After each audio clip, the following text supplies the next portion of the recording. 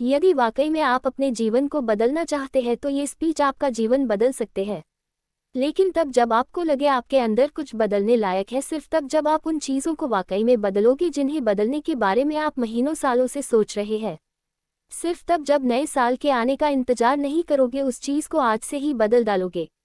आप हर दिन इंतजार करते हैं ना कि कोई आएगा और आपके ऊपर जादू की छड़ी चलाएगा और आपका पूरा का पूरा जीवन बदल जाएगा।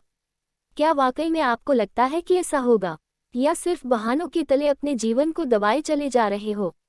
पहले लेट उठने का बहाना बनाया, उसके बाद बहाना बनाया पढ़ाई ना करने का, और उसके बाद अब कह रहे हो कि यदि आपकी कोई मदद कर देता तो आप कहीं और होते।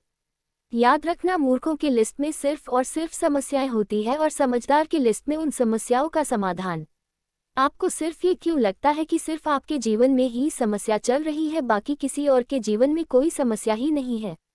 अरे थोड़ा बाहर निकलकर तो देखो उन लोगों को जिनके पास सोने के लिए घर नहीं है, वो रोड पर सो रहे हैं। उनके पास ओढ़ने के लिए कंबल नहीं है, ठंड में ठिठुर रहे हैं। अरे उन लोगों को देखिए जिनके पास पैर ही नहीं है, आंखें नहीं है, हाथ नहीं है। ईश्वर ने आपको तो सब कुछ दिया है, लेकिन उसके बाद भी अभी तक आप सिर्फ सोचते ही चले जा रहे हैं। बॉडी सबको अच्छी चाहिए, लेकिन जिम कोई नहीं जाना चाहता क्योंकि उसमें तकलीफ होती है ना, और आपको सिर्फ उस तकलीफ से ही तकलीफ है।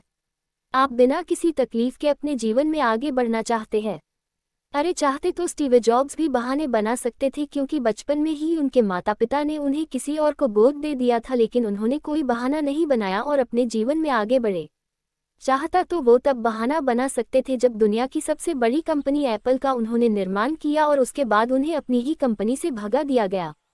लेकिन वो रुके नहीं, झुके नहीं, अपने जीवन में हमेशा आगे बढ़ते रहे और उन्होंने नई कंपनी का निर्माण कर दिया। और चाहते तो वो तब बहाना बना सकते थे जब उन्हें कैंसर जैसी बड़ी बीमारी हो गई।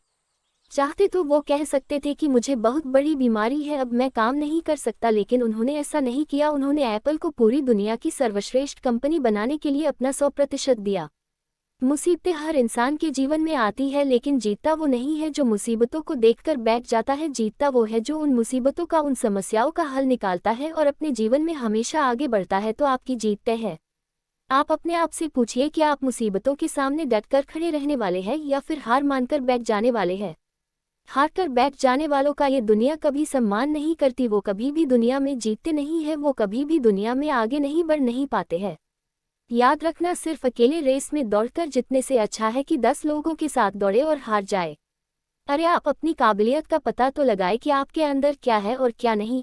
आप तो शुरू में ही डर जाते हैं, जब भी कोई काम शुरू करते हैं एक आधी हार आपके सामने आती है और आप हार कर बैठ जाते हैं। आप अपने आप से प्रश्न क्यों नहीं करते हैं कि आपको आपके जीवन से चाहिए क्या? यदि सिर्फ सोचने से बच्चा पैदा होता तो इस दुनिया में हर एक व्यक्ति सफल होता, हर एक व्यक्ति अमीर होता, उसके पास हर वो चीज़ होती जो वो चाहता है, लेकिन वाकई में ऐसा नहीं होता है। जीवन का असली सच तो यही है कि आपको हर चीज़ पाने के लिए कर्म करना ही पड़ेगा, उसके बाद सब्र रखना ही पड़ेगा। कई बार आप गिरोगे, हारोगे, लोग बुरा भला कहेंगे। कभी आपका मन उस काम को करने के लिए करेगा, कभी नहीं करेगा। लेकिन इस जीवन की रेस में वही आगे बढ़ेगा जो हर मुसीबत का डटकर सामना करेगा और अपने जीवन में सिर्फ आगे बढ़ता रहेगा। बिल गेट्स ने एक बहुत ही अच्छी बात कही थी कि मैं कभी भी अपनी क्लास में आगे बैठने वाले बच्चों में से नहीं था। मैं हमेशा ही पीछे बैठने वाले बच्चों में से था। लेकिन आज मुझे बहुत ही ज़्यादा खुशी होती है कि जो आगे बैठने वाले बच्चे थे, आज वो सभी के सभी मेरे कंपनी में काम करते हैं। इसलिए आप भी कभी ये मत देखिए कि आप आगे हैं या पीछे, ऊपर है या नीचे है। आप सिर्फ ये देखिए कि आप अपने काम को कितनी ईमानदारी, कितनी दृढ़ता और कितनी मेहनत के साथ कर पा रहे हैं। सिर्फ मेहनत, लगन और आपका आत्मविश्वास ही वो ताकत है जो आपको जीवन में आगे बढ़ाएगी। किसी और की सोच आपके प्रति क्या है उससे कोई फर्क नहीं पड़ता। फर्क इस बात से पड़ता है कि आप खुद अपने बारे में क्या सोचते हैं। आप अपने आप को एकांत में बैठाइए और अपने आप से पूछिए कि आपके अंदर कौन सी चीज़ सही है और कौन सी चीज़ गलत है। आप किन चीज़ों को इम्प्रूव करना चाहते हैं और किन चीज़ों को आप अपने जीवन से खत्म करना चाहते हैं। तो अब देर मत लगाइए और अभी इसी वक्त अपने जीवन को बदल डालिए। ये साल शुरू हुआ था, कुछ न कुछ वादा सबसे किया था। इस साल में माँ, मैं ये घर की तकलीफ दूर कर दूंगा। पापा, अब आपको ज़्यादा मेहनत करने की ज़रूरत नहीं पड़ेगी। बहन, तू फीस की टेंशन ना ले, तेरा भाई है ना। ये घर बनवा दूंगा, बहुत पैसे कमा लूंगा, पढ़ाई भी कर लूंगा।